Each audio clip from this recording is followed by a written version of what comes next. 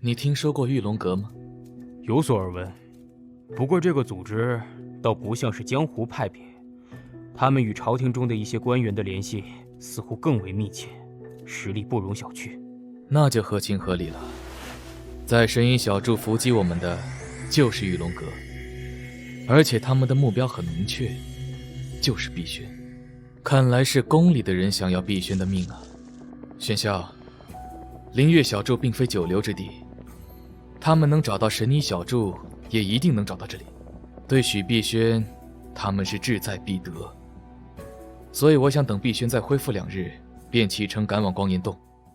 哼，我们不是玉龙阁对手。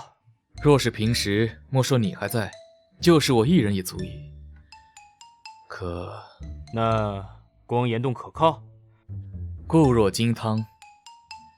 还有那个冬儿，放心，贴身丫鬟，没问题。我不是问这个，看他的样子就知道对碧轩有多忠诚了。我是想问，他的腿伤是怎么弄的？你居然主动给人治病，很奇怪吗？哼，不是很奇怪，简直就是亘古未见。你会有那么好心？上次江南首富的那个千金不也是腿残，人家用半个身家来求你，你倒好，拒之门外也就算了，害得人家在外面跪了3天3夜，直到家人给他抬走，你都没动下心。这回是为什么？老实说。你知道我的，救人向来只凭喜好，我不喜欢的人就算死在我面前，我都不会看一眼。你喜欢冬儿？不是吧？闭上你的乌鸦嘴，她是碧轩的丫鬟，我怎么可能喜欢她？你这话什么意思？跟碧轩有什么关系啊？你不是……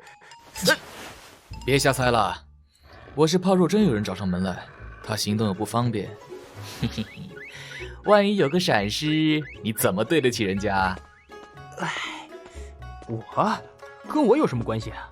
人家在宫里待得好好的，虽然整日也要担惊受怕，不过总不会有生命危险吧？这下可好，被你硬是从宫里劫出来，若真是丢了命，你说他做鬼要找的话，是找你还是找我？这话说的，好吧，我也不知道，上次想问来着，不过碧轩没说，我也就没追问。那算了，走吧。去哪儿？药都熬好了，还在这儿待着做什么？你不会现在就不敢面对冬儿了吧？碧轩，喝药了。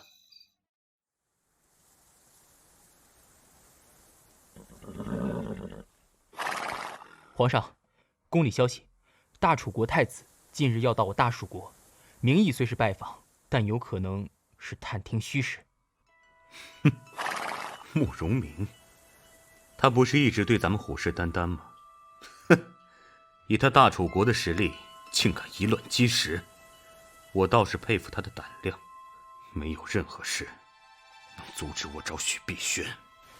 回皇上，不是慕容明，是慕容晨的次子慕容彻。在您出宫之日，大蜀国正经历一场兵变，慕容彻弑杀亲兄，软禁生父，迫使慕容晨改立太子。说也奇怪，兵变之前，大楚国朝野之中没有一丝前兆。当日，所有大臣均倒戈相向，全部拥护慕容彻，无一例外。至于原因，没人知道。什么？好厉害的政变呢！慕容彻，哼，朕的确要好好会会这个大楚国的太子。他们还需几日到达皇宫？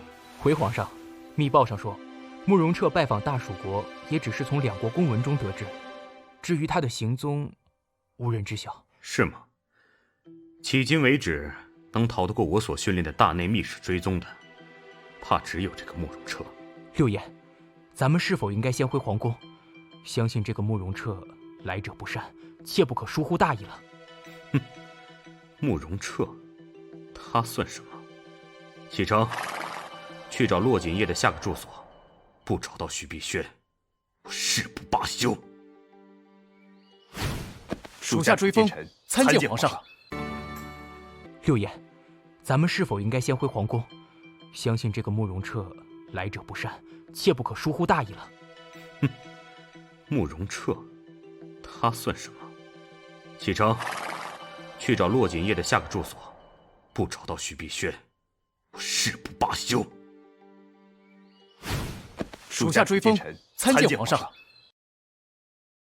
来得正好，即刻起，你们的任务就是全力寻找许碧轩。碧轩在骆锦业的手上，所以目标很明确。出发。皇上，属下有事禀报。何事？属下在路上遇到一队车马，不过30人的队伍里，竟有10人左右的武功在属下之上，而且他们行路的方向是皇城。之前属下接到宫中密报，大楚国太子慕容彻近日拜访我朝，属下以为那队人马很可能是慕容彻的队伍。按照他们的速度，相信不过10天便会到达皇城，所以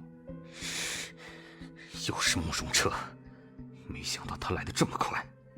皇上，属下愿以井上人头担保，10日之内必将许碧轩送至皇上面前。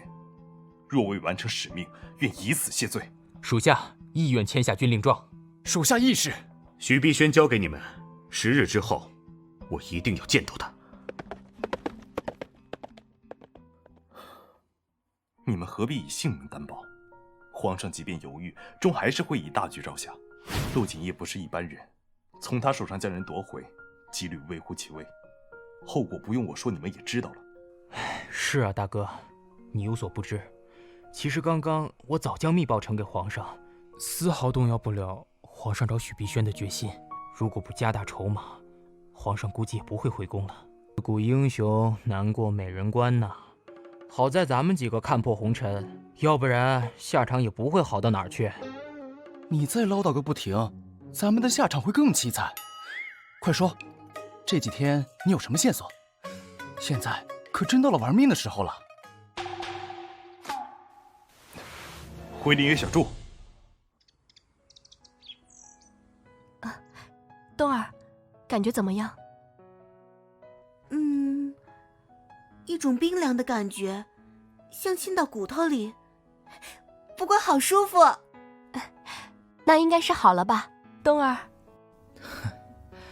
我是神医，不是医神，就算再厉害，也不会像变戏法一样让冬儿的腿上瞬间消失啊。不过只要连续5天服用这药，冬儿一定可以恢复如初。5天？这已经是第3天了，那就是还有2天时间了。太好了，锦叶，谢谢你。这几天你说了多少个谢谢？我说过，你我之间无需这般客气，我当你是朋友。我去把行李搬到车上，我们就启程。我帮你吧。师妹，不带这么偏心的，我找马车的时候都不见你帮呢。再说，这点事他一个人行，你身子还弱着呢，快坐下休息。好了，冬儿的腿上还有最后2天，也是最关键的2天，不能乱动，走路也要异常小心，而且有时会有钻心的痛痒，切记莫要让他动手去摸，那是药力在发挥作用。这2天稍有差池，他的腿可能终身都不会医好了。最后2副药在这个包裹里，给冬儿上药的事儿就交给你了。那好吧。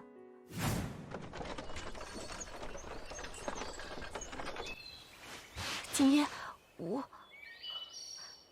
我一时大意，将你交给我的包袱拉在了林月小筑，那里面有冬儿的药膏，这可怎么办呀？已经出了3个时辰了。怪不得你这么着急跑出来，不怪你，我算到你会忘记那个包袱，所以才交给你的。锦叶，许碧轩知道骆锦业这么说只是为了让自己心里好过，可那2副膏药对冬儿来说有多重要，他心里清楚。如今丢在林月小筑，一定要有人取回来才行。放心吧。碧轩，出什么事了？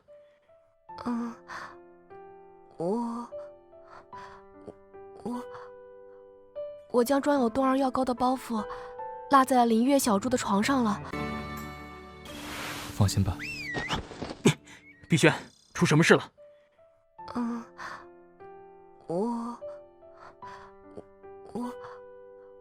我将装有冬儿药膏的包袱落在了林月小筑的床上了，所以……哼，小事一桩，等我。锦夜，这儿交给你了。若碧轩有个闪失，我提头见你。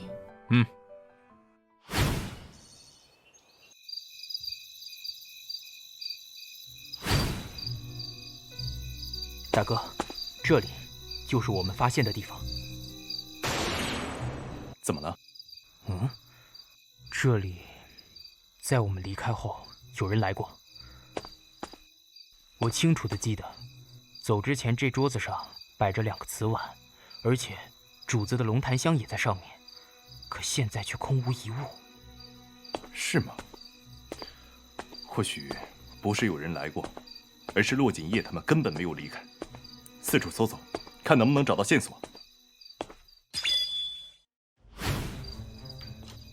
该死的骆锦业，分明是想调开我，好和碧轩单独在一起嘛！真是上了他的当了。一路上，玄霄边走边思量，总觉得自己被算计了一样。不过转念一想，又觉得自己是小人之心。骆锦业向来只钟情于草药、女色，还真没发现他对谁动过心呢。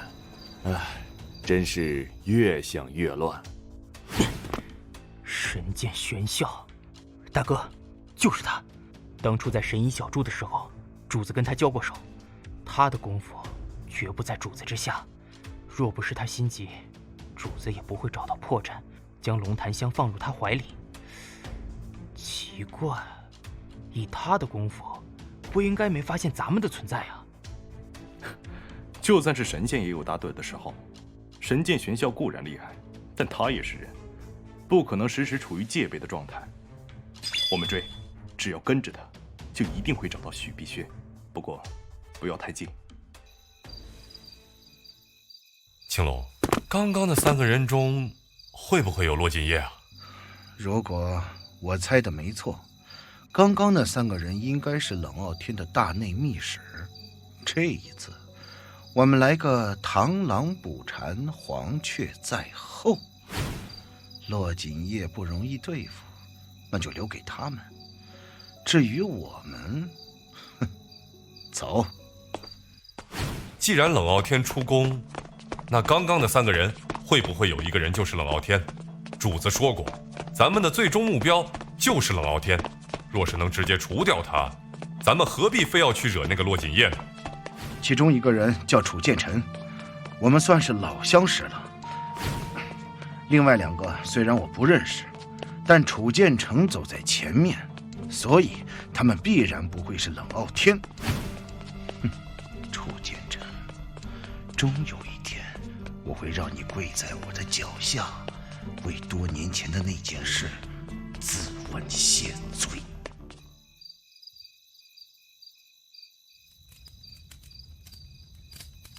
你在想什么？想你。在想我们还有几日才能到达光岩洞。世界上最遥远的距离，不是我站在你面前，而你却不知道我爱你，而是明明无法抵挡这种思念，却还得故意装作丝毫没有把你放在心里。碧轩，如果可以，忘记过去，重新开始吧，我会帮你。我要回皇宫。我回来了。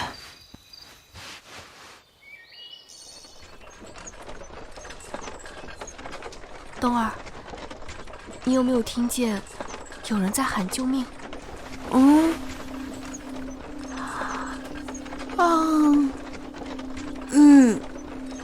好像有。救命啊！师兄，你没听到有人在喊吗？哪有？你幻觉吧。我快不行了，救命啊！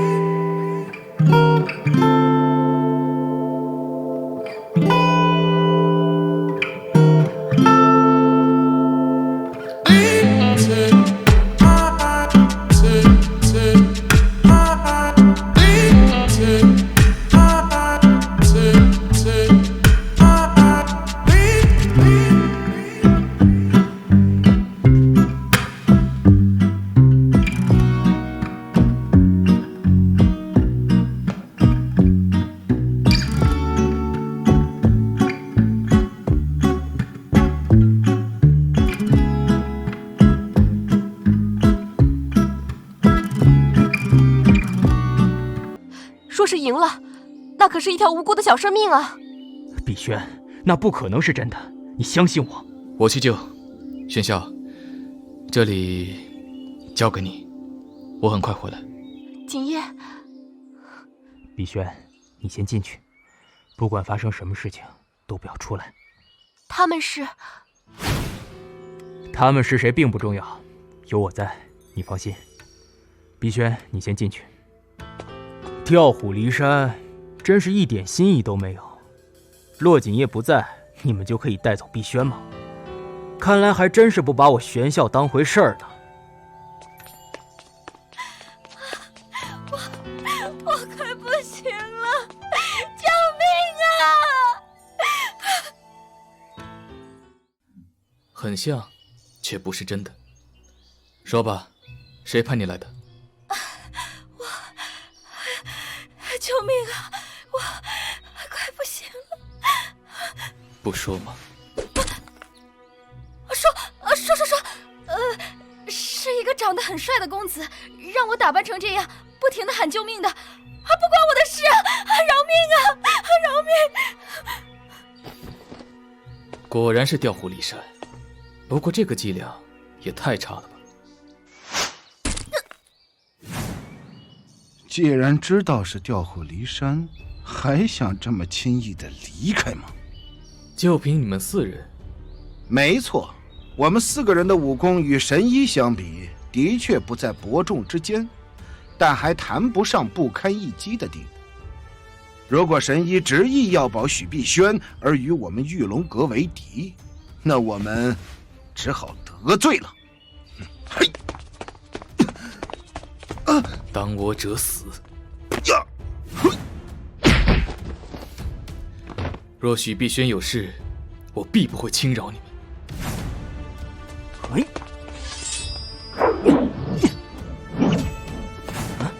岂有此理！冬儿，碧轩，你没事吧？师兄，快去救冬儿，求你了，他不能出事啊！师兄，你快去啊！可是留你在这儿，我不放心。师兄，你真的见死不救吗？唉，碧轩，你坐好，我没回来之前千万不要出来。冬儿，我一定给你救回来。冬儿，你千万不能有事儿啊！他不会有事，不过你就难说了。啊！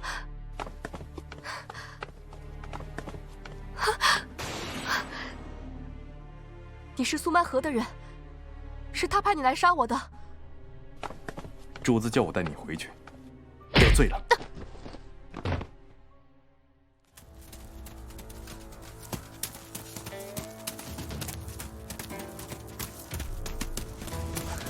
西决，你说大哥那边应该得手了吧？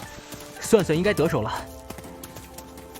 玄啸，你真是顾此失彼！我们只抓冬儿，难道你就没有想过原因吗？如果你再穷追不舍，就算救回冬儿，杀了我们，能保得住许碧轩吗？你可以继续追，不过许碧轩怕没有时间等。是啊，他们的目标从来都不是冬儿，此刻如此做，糟了，又中了调虎离山之计。就算救回冬儿，杀了我们，能保得住许碧轩吗？你可以继续追，不过许碧轩怕没有时间等。是啊，他们的目标从来都不是冬儿，此刻如此做，糟了，又中了调虎离山之计。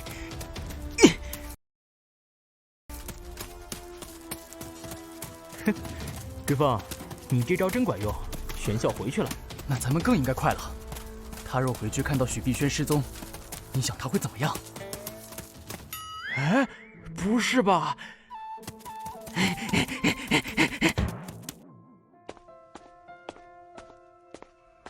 碧轩，不是叫你不要离开吗？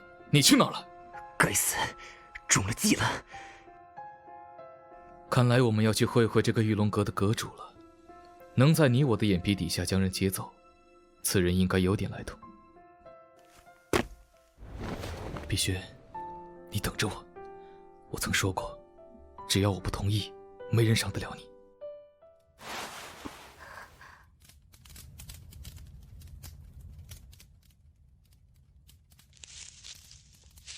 啊，冬儿，你醒了，他没事。你们是大内侍卫，我身边的姑娘不是冷傲天想要的人，你们应该放了她。而且，她腿上的伤只差1天就可以痊愈了。这世上，只有洛锦夜能治得了她。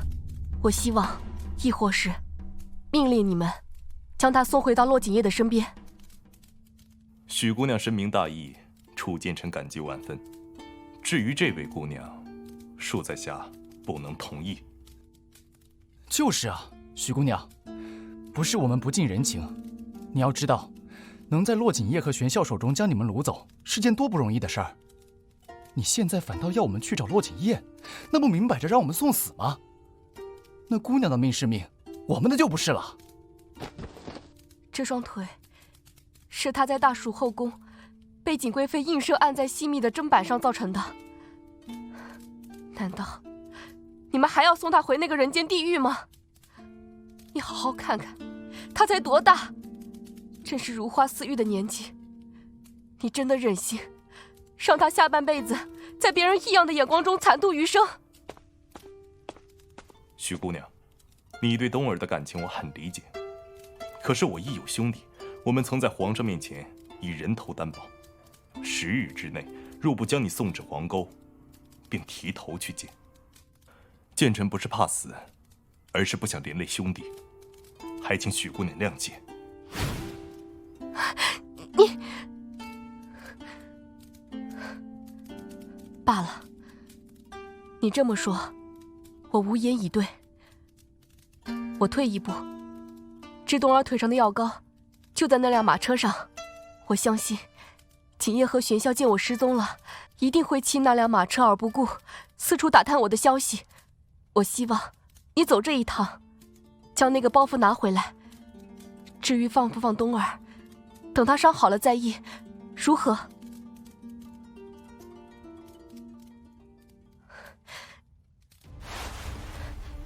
你听好了，如果你不答应，我便自毁容颜。你想冷傲天若是知道事情的始末，你的兄弟，包括你在内，会有什么样的后果？我答应你，只不过我离开这段时间，你不可以有脱身的想法。这点你放心，就算你们不劫持我，我也会想办法回皇宫，那里有我未完成的心愿，希望你早去早回。我在这里静候佳音。啊，大哥，你不是真的要听他的吧？我们可以制止他1次、2次，但是他若想，我们根本看不住。我去就回，这期间你们不要轻举妄动，一切等我回来。红颜祸水，一抔黄土收燕骨，数丈白绫掩风流。众闻祸自红颜起，谁见红颜苦作秀。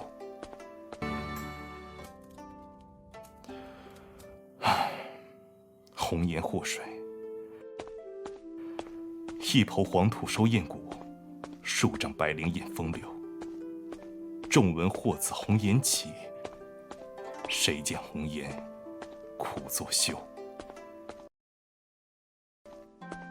当日，冷傲天在林月小筑时，许碧轩便见过此人，否则刚才也不会猜到楚剑臣的身份。碧轩姐，冬儿，你醒了就好了。冬儿，我要回皇宫了。冬儿，你放心，我回皇宫，不过你不会回去。我答应你，在回皇宫之前，一定把你安顿好。你没有机会回宫了。啊！你是什么人？来人，救命啊！没人会来救你，我们在远处埋伏很久了。若不是看到楚建成离开破庙，也不会这么快动手。许碧轩，你认命吧。你放开碧轩姐！该死！冬儿，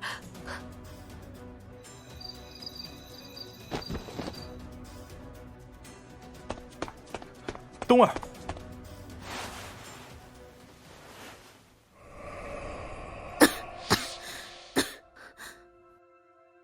冬儿，别怕，我叫楚建成，是皇上身边的大内密使，我不是坏人。皇上，你是皇上的人，那碧轩姐呢？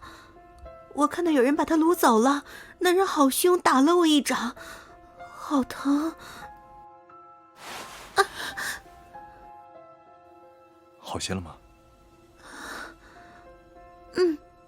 没有刚刚那么疼了。这里是不是扎进什么东西了？你帮我看看。在冬儿的眼里，楚建成不是坏人，那就一定是好人，而且还是皇上身边的人。那和小安子应该一样，他的世界永远那么单纯。冬儿，你这是做什么？真的好疼。碧轩姐，真的好难受。冬儿，紫叉掌。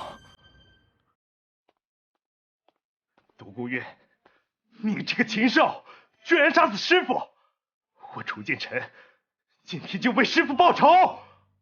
没错，师傅是我杀的，这怪不得我。谁让他偏心？只传授你本宗内功心法，他死有余辜。念在同门的份上，我饶你不死。快给我滚！看招！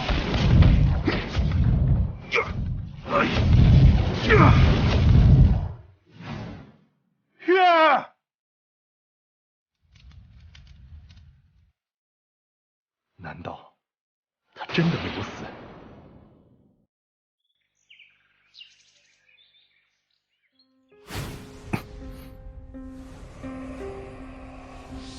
没有想到独孤渊的功力曾经如此深缩，只是一个掌风形成的紫印，已经花费了我1夜的时间。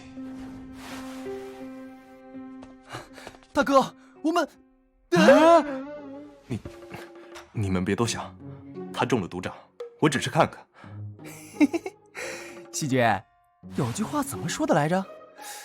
莫解释，解释就是掩饰，掩饰就是事实啊！开什么玩笑啊！咱们是大内密使，若是缠上感情就等于自杀。大哥怎么会这么傻？快说正事。你们别多想，他中了毒掌，我只是看看。细姐，有句话怎么说的来着？莫解释，解释就是掩饰，掩饰就是事实啊！开什么玩笑啊！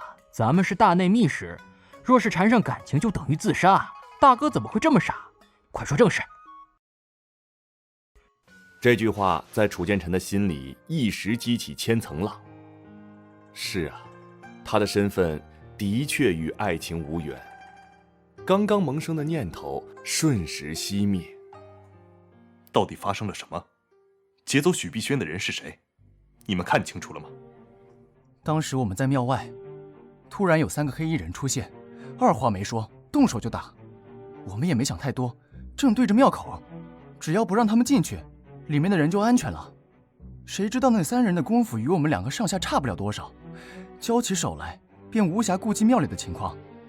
正打得激烈的时候，庙里突然冲出来一个黑影，给了他们一个暗号，就全都撤了。那人背上背着许碧轩，我们自然不干，随后紧追。没想到追了大半夜，还是给追丢了。我知道是谁，他叫独孤渊，独门绝学紫叉掌。线索只有这么多，还有7天的时间，想夺回许碧轩，就要先找到这个独孤渊。那接下来我们要怎么做？全凭大哥吩咐。西决，你立刻放消息出去，让所有弟兄帮忙。追风，你在江湖上行走的时间长，你到各大门派去打听一下。我对这个人颇有了解，我去他的旧居探查。不管你们任何一人有消息，都要以暗号通知。出发！不管是为了兄弟，还是为了师傅，我都一定要找到独孤渊。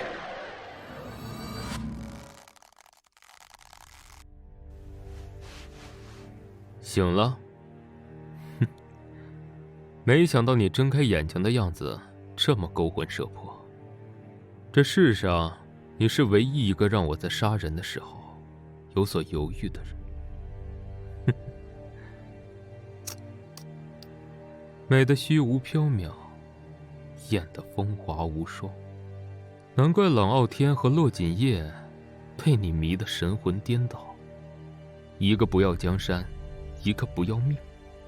就算是我再多看2眼，怕也会沉沦呢。你是玉龙阁的阁主。你的确很聪明，不过有句话叫聪明反被聪明误。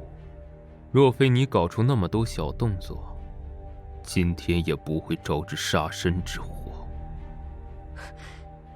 你是苏曼河的人。好吧，我承认你的聪明超出我的想象。不过确切的说，应该是苏曼河是我的人。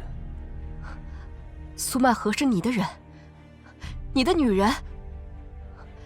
你们好大的胆子！这件事若是让皇上知道了，后果你应该清楚。是吗？那我真的是很害怕呀。看来你还真是非死不可了。雪月，娘亲现在就来陪你。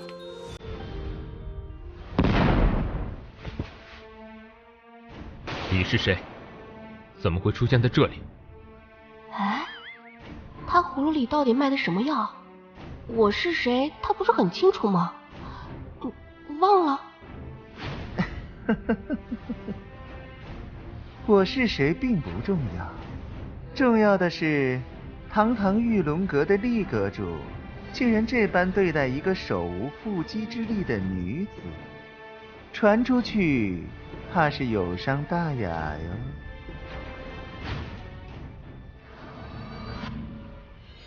丫头，欣赏够了没有？你不是中原人。多此一问。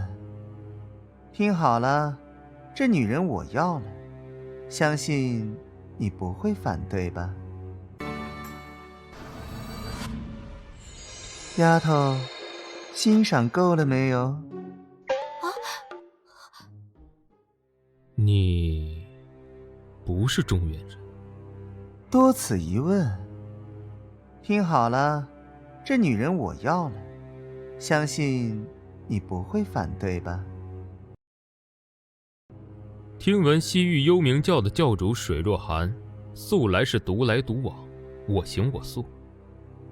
今日有幸见到水教主，厉某荣幸之至。若水教主看上我玉龙阁什么东西，尽管拿，厉某绝不说一个不字。除了这个女人。既然知道我是谁，那也应该知道我想要的人，你保得住吗？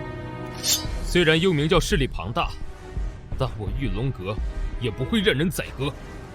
教主想在我手上将人掳走，那就要看个人的本事了。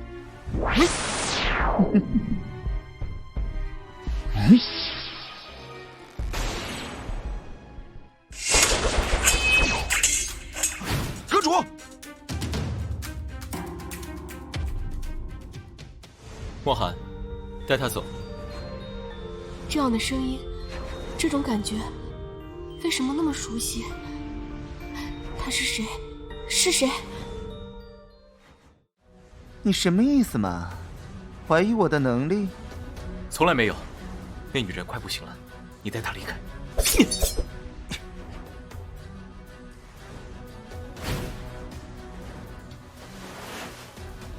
干嘛要我带她走？你为什么不去？你知道的，何须多问？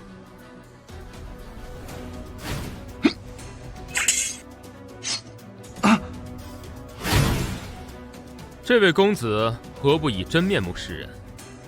我玉龙阁有什么得罪的地方，还请明示。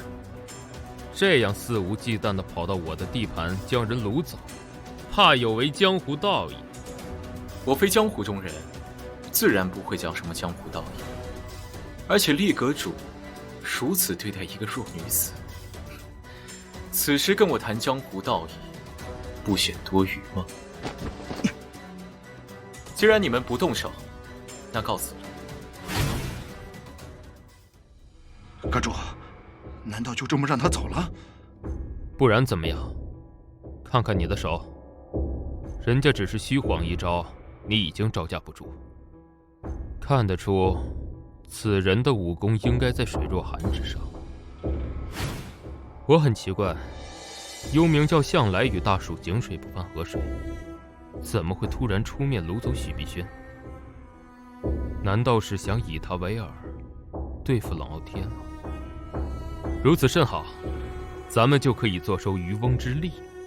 青龙，你们几个给我打探一下，近些日子幽冥教的动向。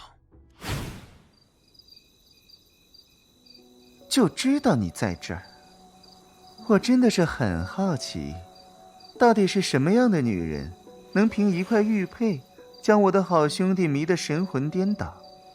哼，慕容彻，7年了，应该够了吧？我是看不下去了。昨天那个女人长得也不错，索性不给冷傲天送去得了，你留着自己用。再多说一句，你就回去。开玩笑嘛。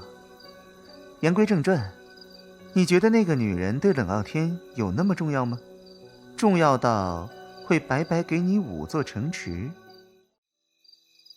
也许吧，不过这一趟我势在必得，不管用什么方法，都必须让冷傲天送给我5座城池，这是我之前对众朝臣的承诺，不然你以为他们怎么会临场倒戈？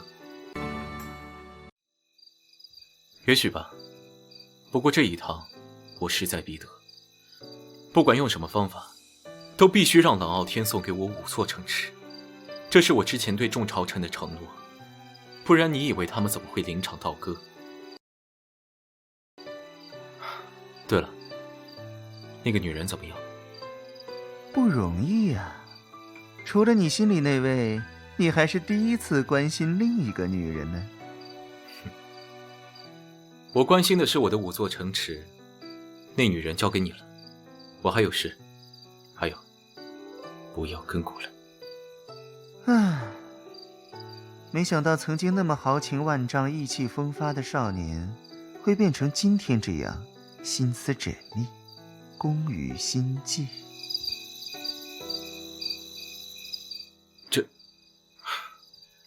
多谢姑娘出手相助。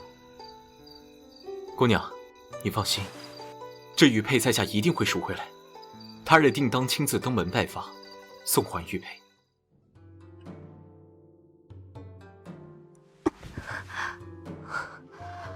醒了？好美啊！这一点我从没怀疑过。我说的是衣裳。你们是什么人？抓我回来有什么目的？不妨直说。果然与众不同。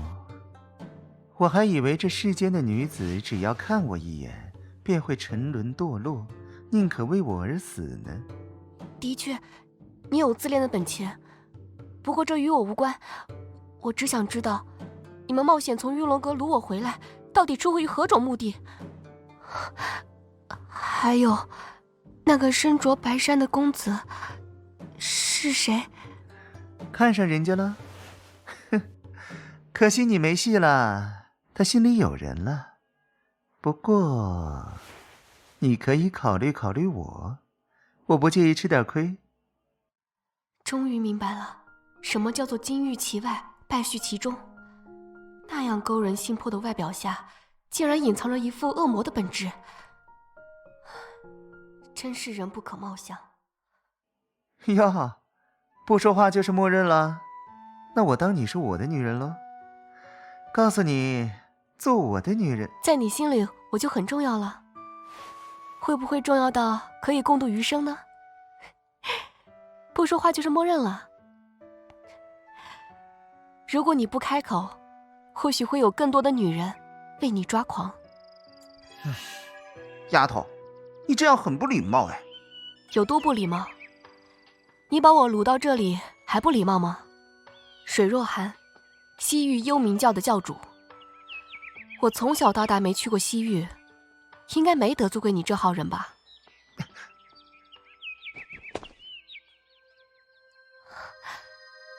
一样的白衣胜雪，一样的玉树临风，连随意束手的姿势都那么相像，是他吗？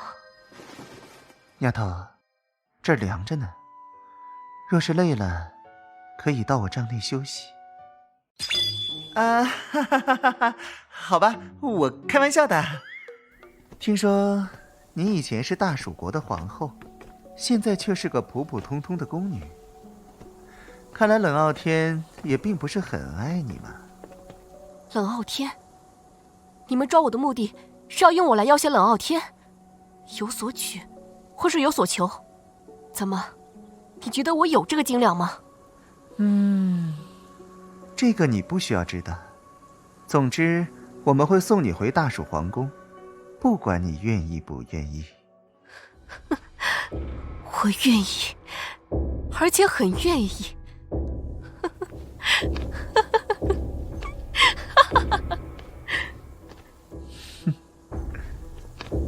这样的女子，我喜欢。刚才为什么不上去聊两句？那姑娘似乎对你有意思呢。我去了那间小茶馆。不是吧？你别告诉我，从早上到现在，你一直在那间茶馆喝茶？哦，差点忘了，今天是7月初8。7年了，你每年都会在这一天到那个茶馆去，结果还不是一样？我去了那间小茶馆。不是吧？你别告诉我，从早上到现在，你一直在那间茶馆喝茶？哦，差点忘了，今天是7月初8。7年了，你每年都会在这一天到那个茶馆去，结果还不是一样？你记得你们相遇的那个日子，可人家未必记得吗？是你的，终究是你的。不是你的，强求不得。你和他注定无缘，慕容彻，放弃吧。那女人睡下了，后天就要到皇城了，我可不希望出什么岔子。如果冷傲天不答应，你准备怎么处置那位姑娘？没想过，因为她一定会同意。那个，我是说，万一。幽冥教主向来只喜欢未出阁的大家闺秀，何时对有夫之妇感兴趣了？不去。冬儿，左肩还疼吗？不疼了。楚大哥，你不是带我找碧萱姐吗？她不会出事吧？冬儿，如果有一天碧萱姐不在你的身边，楚大哥也不在，你一定要照顾好自己，开开心心的过自己的日子，知道吗？不在我身边？不会的，碧萱姐说过，无论她走到哪里都会带上我的。她不会让任何人欺负我，我也不会让任何人欺负她。楚大哥，我好想碧萱姐，你带我去找她吧，到时候我们一起离皇宫远远的，不要再回去了，好不好？冬儿别哭，楚大哥会带你到一个安全的地方，再也不会有人欺负你。药膏拿下来了，快起来试试。楚大哥，我好了，真的好了。要是碧萱姐看到，一定会高兴的。还有骆大哥，再见他的时候，我一定要给他磕头道谢。你的腿上刚好，不可以这么用力的。快回床上去，我出去弄点吃的，等我回来。大哥，这回咱们是真的要剃头回去见皇上了？难道江湖上真的一点消息都没有？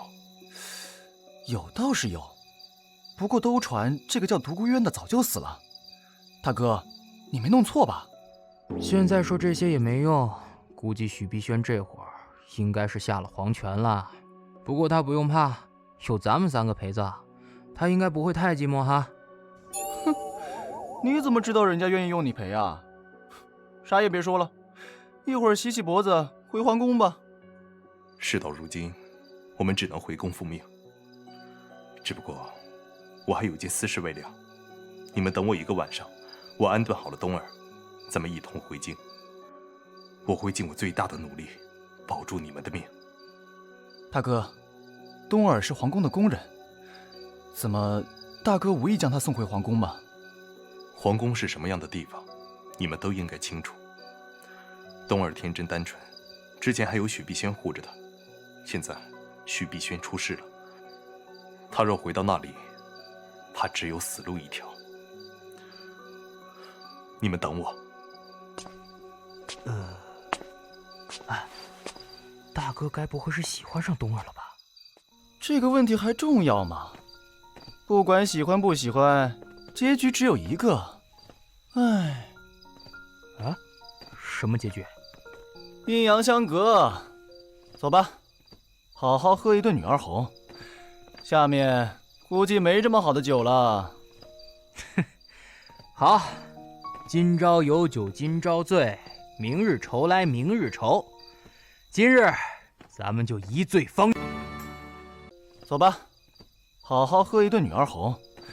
下面估计没这么好的酒了。好，今朝有酒今朝醉，明日愁来明日愁。今日咱们就一醉方休。冬儿，我回来了，看我带了好多好吃的。楚大哥，不知道为什么，我突然好想碧萱姐。她若是看到我的腿伤好了，一定会很开心的。冬儿，你没事吧？没有啊，我饿，楚大哥，我想吃饭。楚剑尘微微蹙眉，感觉到冬儿似乎有些不对，可此时此刻，他又能说什么呢？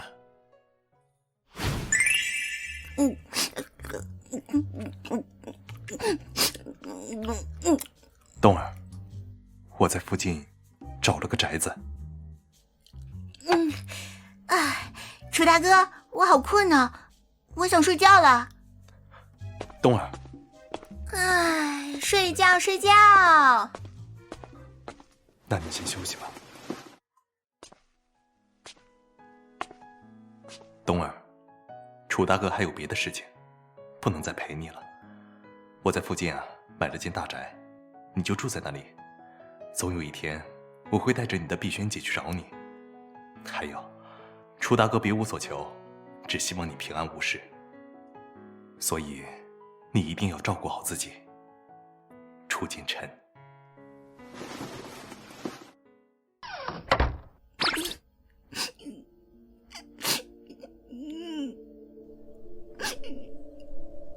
碧萱姐，你不会有事的，楚大哥他们在骗人。皇宫，碧轩姐，你说过回皇宫的，冬儿这就去找你。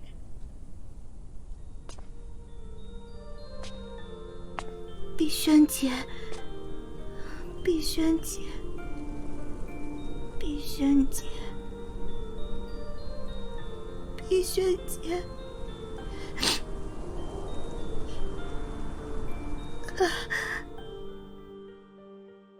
大哥，冬儿安顿好了，要不要回去再看一眼？不了，只要他没事就好。是时候上路了。只是在离开之前，剑臣还有件事想拜托两位。若两位能逃过此劫，还拜托你们常来看看冬儿。她一个弱女子身处乱世，我实在不放心。大哥放心，此事我们记在心上了。时候不早了，我们上路吧。大哥，老天爷对咱们不薄，这场大雪估计是为咱们送行的。说的倒是，晚到皇城1秒就多喘2口气儿。谢了，老天爷。前面好像有个人啊。好像是啊。大哥，你不是想救吧？咱们现在的处境应该没有救人的必要了吧？可不是嘛，估计那人早断了气呢。他不会寂寞的，过不了多久，咱们就能撵上他，到时候也算多认识个朋友。大哥，冬儿，大哥，这是怎么回事啊？能徒步走到这儿，看来他比咱们走的还要早。大哥，你不是跟他说了什么吧？可能是我疏忽了。碧轩姐，我会找到你。冬儿，你醒了。能徒步走到这儿，看来他比咱们走的还要早。大哥，你不是跟他说了什么吧？可能是我疏忽了。碧轩姐，我会找到你。冬儿，你醒了。冬儿，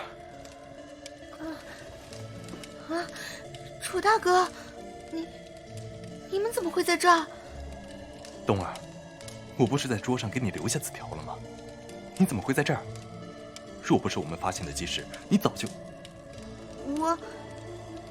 我要找碧轩姐，她跟我说过要回皇宫的，所以我要回去。冬儿，如果我告诉你徐碧轩，不会，碧轩姐不会出事的。你说的全是假的，是她亲口告诉我她会回皇宫的。我一定要回去找她。楚大哥，你什么都不要说了，我不想听。不管回去以后的结果如何，皇宫我是一定要回的，不然我不会死心。大哥，时间不多了，既然冬儿执意回皇宫，就如他所愿吧。至于他的安全，不是还有叶痕的吗？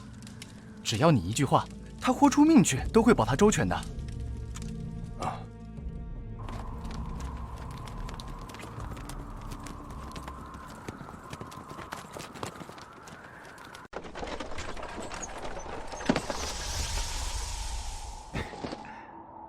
丫头，爱上我了？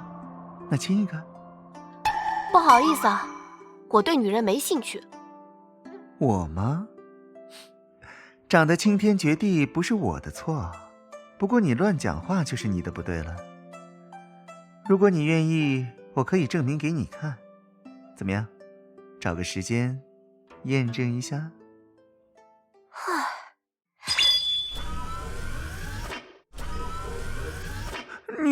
你要干什么？欣赏够了吗？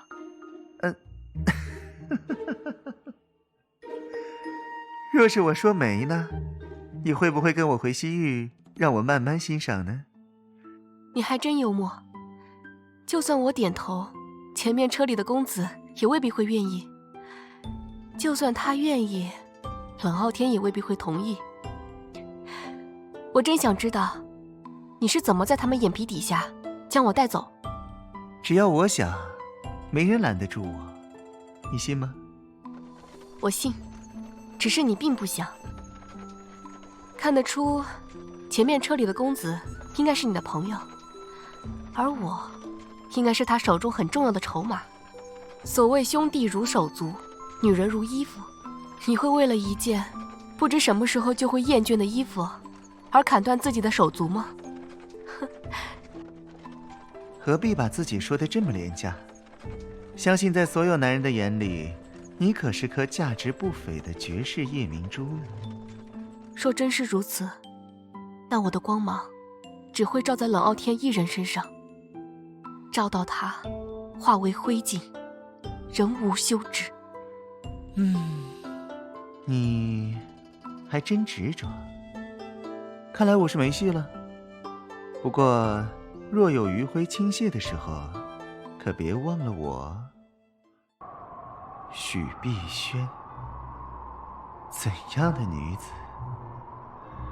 她眼中的仇恨到底缘由何处？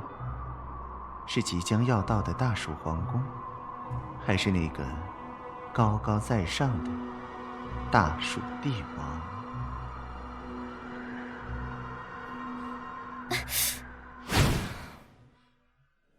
百炼钢中化成绕指柔，冷傲天，这一次我就来个破釜沉舟，赌的就是你那颗心。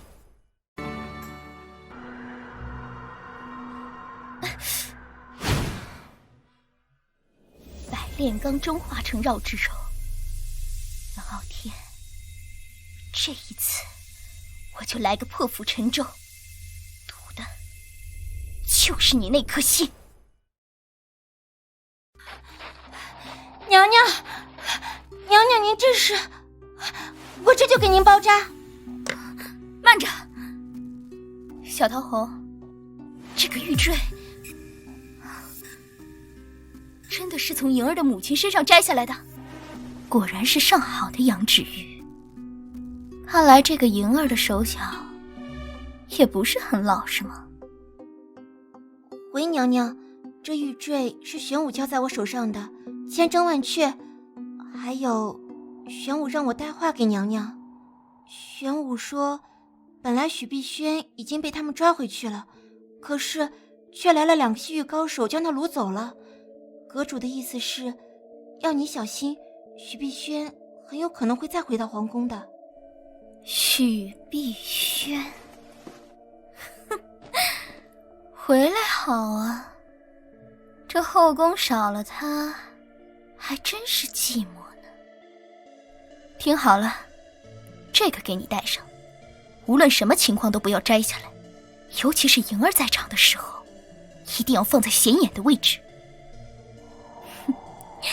小桃红，一会儿你去玉雄殿，就说我突发急症，无论如何要将皇上给我请来。我能不能在许碧轩回来之前翻身，就在此一举了。皇上，欣妃娘娘病重，请您一下子来阁。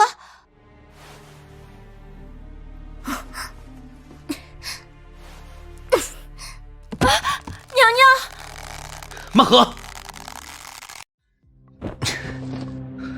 曼和，小桃红，还愣着做什么？快请御医！曼和，这到底是为什么？你怎么可以？是我哪里做的不好，还是因为什么原因？曼和，曼和，我知道这些日子我疏忽你了，你不高兴可以说出来，可以打我骂我，什么都可以，可就是不能死。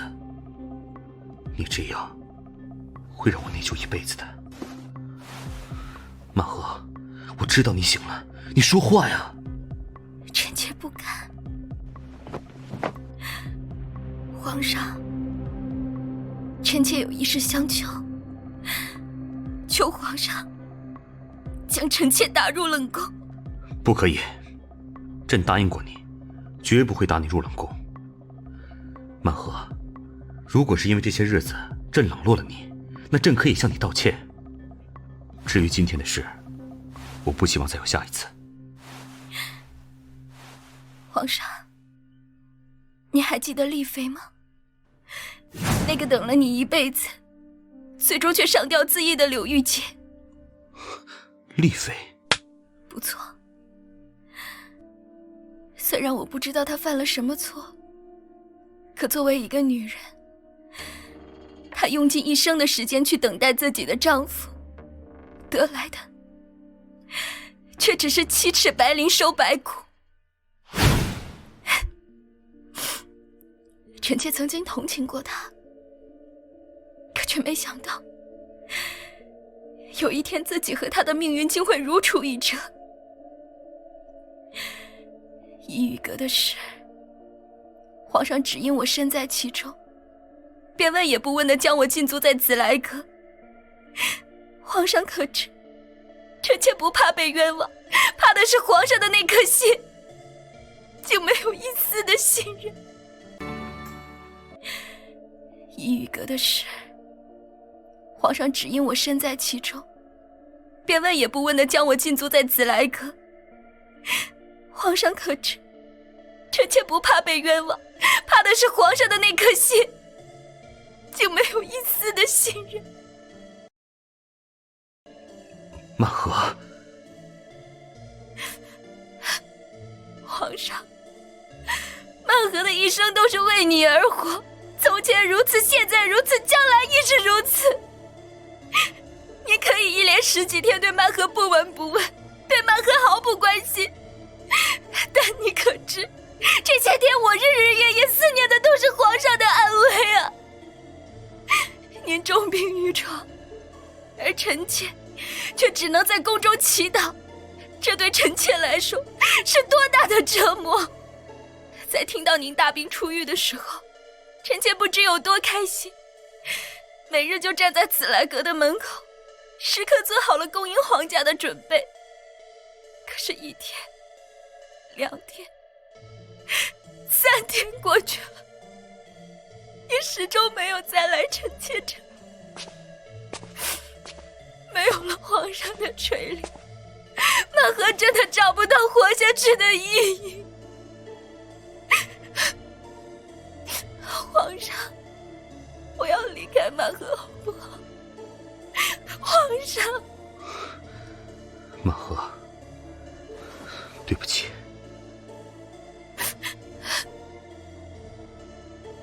皇上，曼和，雨衣。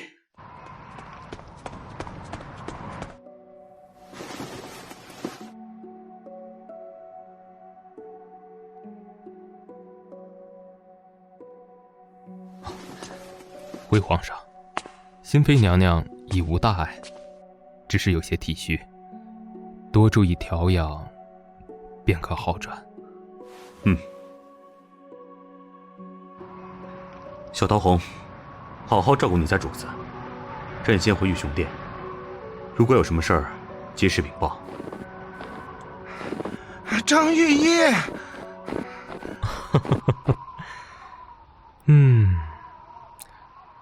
怎么，李公公也想学苦肉计吗？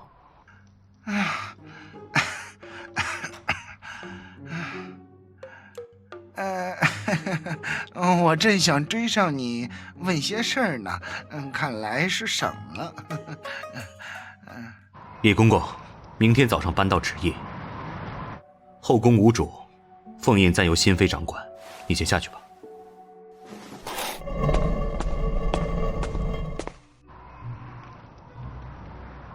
大哥，到底是怎么回事？要不集合兄弟们一起到皇上面前求情吧？不行，你想造反吗？君让臣死，臣不死视为不忠。更何况，这次是我主动请命，主动以性命担保。叶寒，刚刚那句话切不可再说。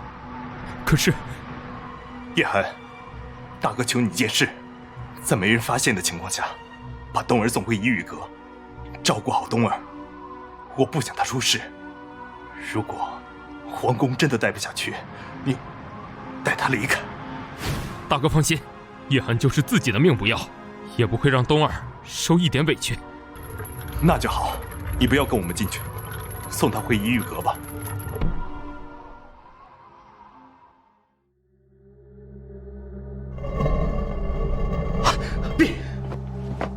皇上，属下未能完成任务，特回来请罪。你，楚剑臣，你们可记得当日对我的诺言？属下记得，当日属下以10日为限，若未能将许碧轩送至您的面前，并提头来见。那我问你，人呢？许碧轩呢？楚剑臣，你们可记得当日对我的诺言？属下记得，当日属下以10日为限，若未能将许碧轩送至您的面前，并提头来见。那我问你，人呢？许碧轩呢？回皇上，本来我与西决、追风已经将许碧轩从骆锦业的身边掳走，却又被另一拨人暗中偷袭，后经追查，抢走许碧轩之人名叫独孤渊，多年前也是江湖上数1数2的高手，可任凭我们怎么努力，都无法查出他的行踪。到手的人居然让人劫走，楚剑臣，你该死！叶寒，你想干什么？回皇上，大楚国太子慕容彻在宫门口求见，而且他身边的各个武艺高强，属下怕是来者不善，所以属下请皇上暂饶过楚剑臣3人，让其戴罪立功。朕就依叶寒所言，准你们不死，但你们唯一立功的机会就是找到许碧轩。听懂了？都起来，你们听着，时刻注意慕容彻那些人的动向，我倒要看看他到底想耍什么花样。多谢皇上不杀之恩，属下定当竭尽全力。传大楚国太子慕容彻一干人等觐见。大楚国太子慕容彻拜见皇上，愿皇上万岁万岁万万岁！太子殿下客气了，来人，赐座。多谢皇上。太子殿下来的正是时候。我朝上下对贵国近日风云突变之事有所担忧，对于大楚前太子遇刺身亡，亦深表同情。不知此时可有结果？既然皇上问起，慕容彻不妨直言，我朝的确经历一场政变，而且引起这场政变的人就是我。不过皇上请放心，这只是大楚国的内政，绝不会影响到两朝的邦交。这一点，慕容彻可以代表大楚向皇上许下承诺。如此甚好。不过，慕容彻此番前来，的确有一个不情之请，还希望皇上能够应允。请讲。虽然有些不合情理，但慕容彻还是请求皇上赠我大楚临边的5座城池。太子殿下说笑了。为了天下黎民，我大蜀国诚心与贵国和平共处。如果因此让太子殿下对我大蜀有所误会的话，在此我要澄清一件事，那就是大蜀国由始至终从未怕过来自任何势力或任何人的威胁和压迫。我想皇上是误会我的意思了。如此要求，慕容彻确有为难之处。不过白白让贵国送我5座城池，于情于理都说不过去。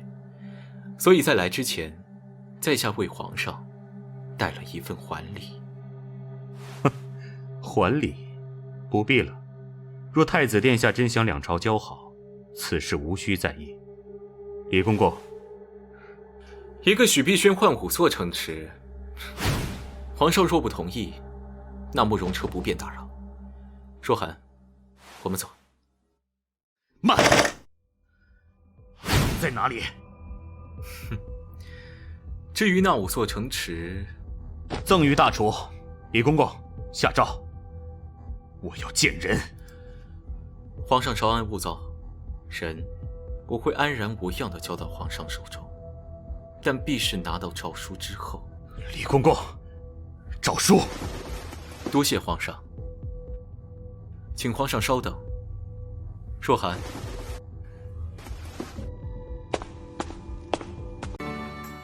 人我会安然无恙地交到皇上手中，但必是拿到诏书之后。李公公，诏书。多谢皇上，请皇上稍等。若寒，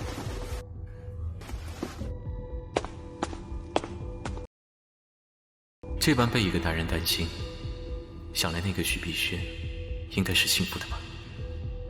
7年了，你在哪儿啊？你可知我找你找的好苦吗？到你出场了，许碧轩，好名字。我只问你一句，你可愿意跟我回西域？我很奇怪，你们把我交给冷傲天，换来的是什么？呵呵，看那小子似乎很在意你呢，开心了吧？你的价值比我想象的要高出许多倍。5座城池，只是5座城池，可以换回雪院的重生吗？可以换回桂嬷嬷的生命吗？可以换回我7年来所承受的屈辱吗？果然是郎情妾意呀。怎么，看着他为你丢了5座城池，心疼了？虽然认识的时间不长，我们至少也救过你的命啊。你这么毁了诏书，对我可不公平哟。这个女人很有意思。若寒，人呢？皇上，奴婢许碧轩私自离宫，罪该万死，请皇上恕罪。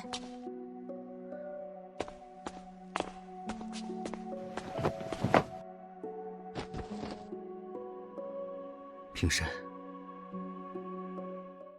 是他，怎么会是他？7年了，我找了他整整7年，为什么会这样？与他错过了7年前的邂逅，我竟亲手将他送到别的男人手中，换回5座城池。我不甘心，为什么会这样？为什么？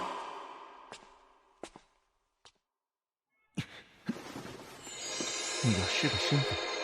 楚近臣，属下在你手里将碧轩掳走之人，是不是他们？回皇上，动手之人不是太子殿下，但属下怀疑与太子殿下有关。不是吧？这位小兄弟，说话是要讲证据的，不然会害死人哟。请皇上明察，奴婢被掳一事，却与2位公子无关。若不是2位公子出手相救，只怕碧轩此时早已身负黄泉。是他，真的是他。他身白衣胜雪，俊朗绝尘的容貌，7年未变。碧轩，碧轩。啊，皇上，虽然奴婢不知掳走我的是什么人，但是有一点，奴婢可以肯定，那就是眼前的太子殿下的的确确是奴婢的救命恩人。既然碧轩如此说了，那便罢了。李公公，扶碧轩回怡玉阁好生伺候，还有，叫太医院的御医为他会诊，若有任何差池，朕要了他们的脑袋。奴婢识得怡玉阁的路，李公公自有他的职责，皇上的好意奴婢心领了，奴婢告退。皇上，随他的意。碧轩啊，我要如何才能换回你的原谅？他现在应该是幸福的吧？奴婢告退。皇上，随他的意。碧轩啊，我要如何才能换回你的原谅？他现在应该是幸福的吧。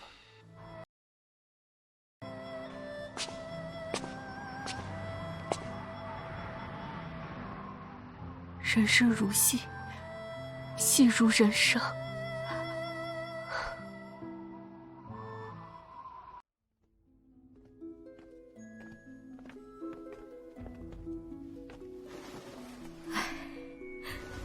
冬儿，冬儿，你醒醒啊！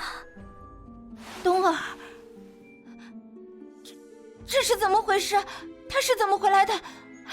刚刚有人进来过，那我们快叫人呢！不许去，就算是去，也要等冬儿醒了再说。可是，好吧。小安子，快拿试纸。好。碧萱姐，碧萱，冯嬷嬷，小安子，你们都还好吧？鬼儿！好了，你们不要哭了，我这不是好好的吗？可是，我不能把冬儿带回来。冬儿她，冬儿。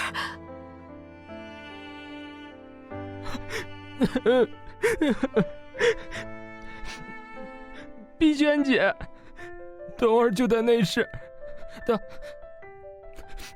看起来没事，只是晕过去了。啊！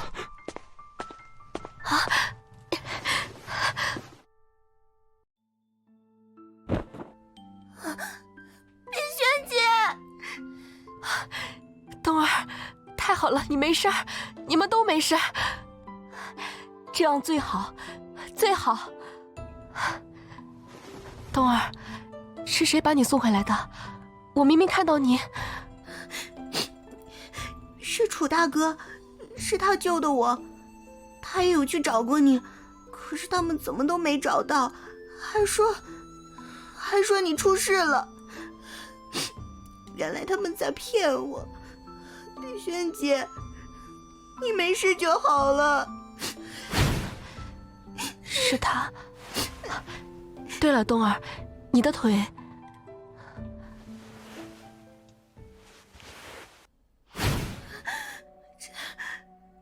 这怎么可能？明明是好了的，碧萱姐，真的，骆大哥的药真的治好了我的脚。不信我做给你看。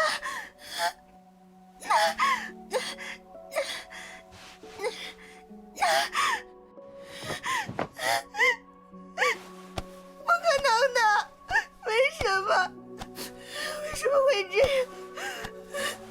楚大哥也看见的，是真的好了呀！碧萱姐，你相信我。冬儿，冬儿，你别这样，会好的。这次不行，下次碧萱姐还会找骆大哥给你治的，好不好？冬儿，不哭。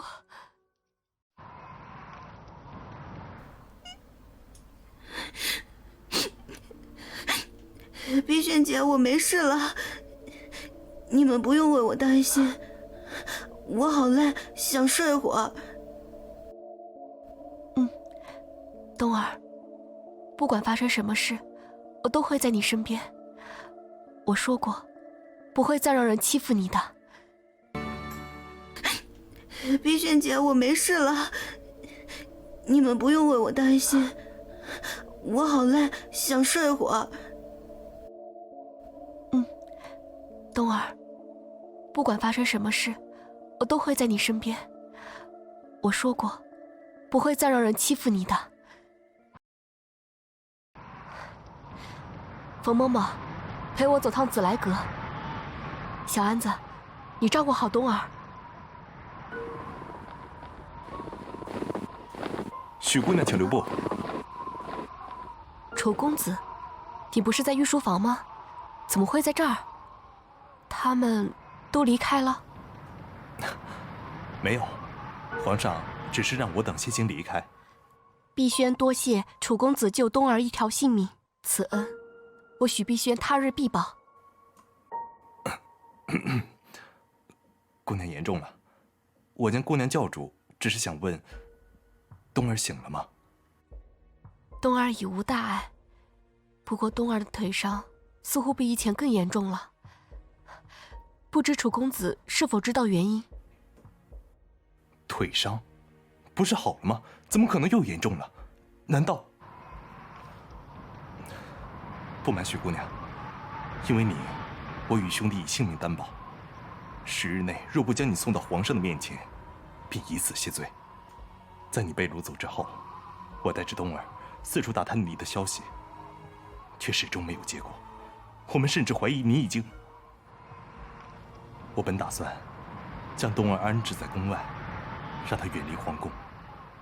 可我们的对话让她无意中听到，她怎么也不相信你会出事。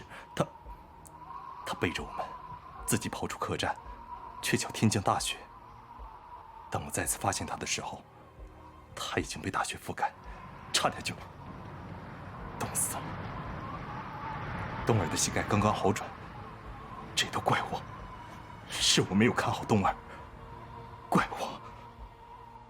此事怪不得你，怪的另有其人。楚公子若是关心冬儿，可随时到我的怡雨阁。碧轩还有事，就此告辞。苏曼河，你欠我的真是越来越多了。娘娘，这皇上也真是的，这才几天。莲儿，我料到会有今日，不过没想到来得这么快。我倒不怕其他，莹儿还在怡雨阁，苏曼河若得了凤印，她的命可就不保了。娘娘，这都什么时候了，你还想着别人？那个苏曼河阴险歹毒，当初你用凤印压过他，今日去送凤印，他还指不定怎么对付你呢。不行，娘娘，你回吧，让我去送。不行，皇上有旨，让碧月阁将凤印移交到紫来阁。若我不亲自将凤印交到苏曼河的手中，他必然会在皇上面前挑唆，说我藐视皇威。到时候，就算我们有100张嘴，也难说这其中的是是非非。而且，苏曼河若是聪明，也不会把我怎么样，顶多就是打2下出出气罢了。来了，娘娘，他们来了。是吗？比我想象的还早了些。月容给新妃娘娘请安，皇上有旨，将凤印移交紫来阁。月容此来，一是为了看望妹妹，2是送凤印至此，还请新妃娘娘转接凤印。月容给新妃娘娘请安，皇上有旨，将凤印移交紫来阁。月容此来，一是为了看望妹妹，2是送凤印至此，还请新妃娘娘转接凤印。姐姐的脸色似乎不是很好吗？这凤印在姐姐手里不过半月，而且这后宫在姐姐的打理下也是井井有条，无缘无故的，皇上做这种决定真是不应该啊。妹妹也劝说过皇上，你也知道咱们的皇上有多固执。要不这凤印姐姐先拿回去，我再劝劝皇上。新妃娘娘多虑了，月容暂带凤印只是皇上一时兴起。新妃你温婉贤淑，秀外慧中，皇上的本意是希望新妃执掌凤印，如今皇上如此决断，也是英明之举，姐姐心服口服。是吗？怎么在姐姐的眼里，我真有这么好吗？连我自己都不知道，自己原来有这么多优点呢。哎呀，这是怎么回事呢？我真是不小心，姐姐，你也真是，怎么不躲开呀？娘娘，罢了，既然姐姐无意交出凤印，妹妹也不勉强，改日劝劝皇上收回成命就是了。莲儿，你退下，怎么可以这么不懂规矩？之前月容或有得罪之处，全因身不由己。娘娘你深明大义，自然不会与月容计较，还请心妃娘娘接管凤印。还好你想起来了，我还以为你忘了当日是怎么用凤印压我的呢。想让我接走凤印，没问题，只要你向我跪地磕头，斟茶认错。我苏曼河也不是不讲理的人。熹妃娘娘，你别太过分了！你们同属贵妃，有什么理由让我家娘娘给你下跪？大胆！你算是什么东西，敢这么跟本宫说话？小桃红，给我张嘴！心妃娘娘息怒，月容愿意给娘娘跪地磕头，斟茶认错。至于莲儿，月容不敢让娘娘费心，回宫后自会处置。是。熹妃娘娘，你让月容如何，月容依你，求你放莲儿一条生路。现在跪不觉得晚了吗？小桃红，我的话你没听懂吗？给我打！这种出言不逊的丫鬟，给我打烂她的嘴！是。慢着，姐姐这是何意？心里不舒服就说出来，何必拿个丫鬟撒气呢？哟，妹妹这是何时回的皇宫呢？怎么不早知会一声，姐姐好去迎你？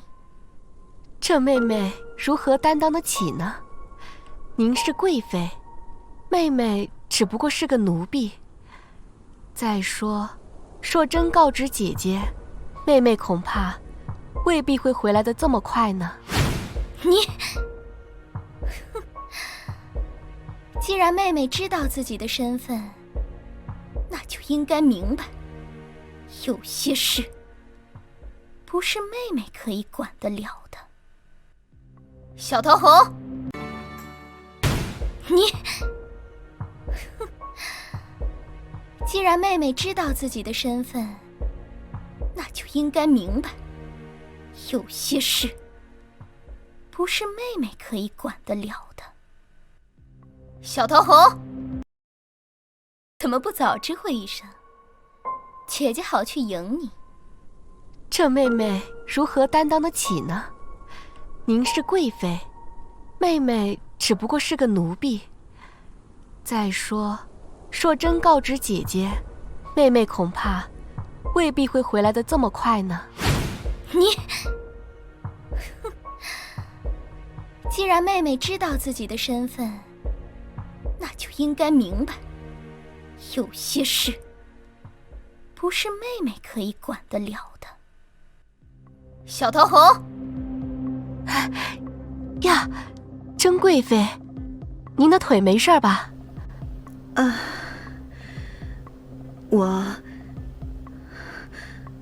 我没事。没事怎么跪在地上呀？让奴婢扶您起来。慢着，我有让她起来吗？原来是姐姐让甄贵妃跪在这儿的。妹妹不才，不知道这宫中什么时候评级贵妃还要行此大礼，是宫中的新规矩。那奴婢见了小桃红，是不是也要跪地请安？若让皇上知道许碧轩跪过我怕会死无全尸。许碧轩，你最好不要太过分。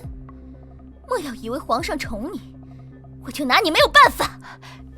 呀，这不是凤印吗？你好大的胆！这是凤印，岂止你这个奴才能乱碰的？没有，我只是想知道，皇上对我的宠爱到底值多少斤两？皇上刚刚还用5座城池换我一条性命，若我开口向他索要本就属于我的东西，不知道他会不会应允啊？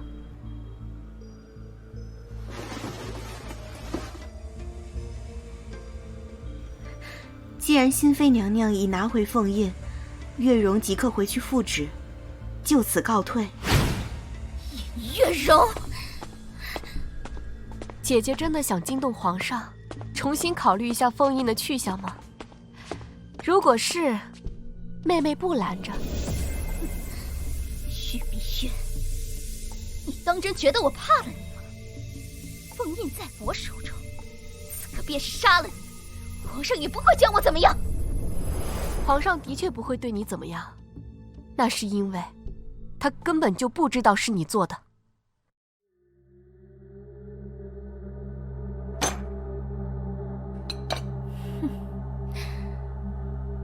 妹妹这话，倒叫姐姐有些听不懂了。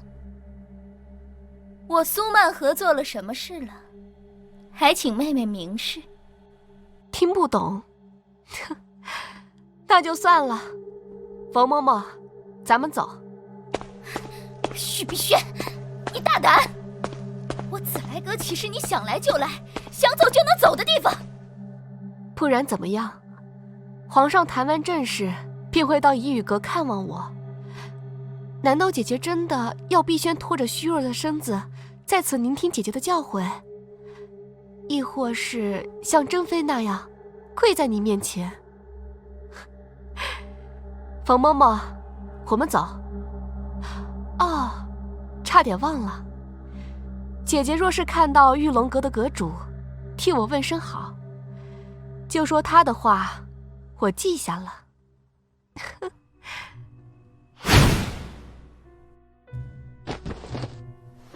娘娘，别息怒，身体要紧，而且许碧轩她……你这个没用的东西！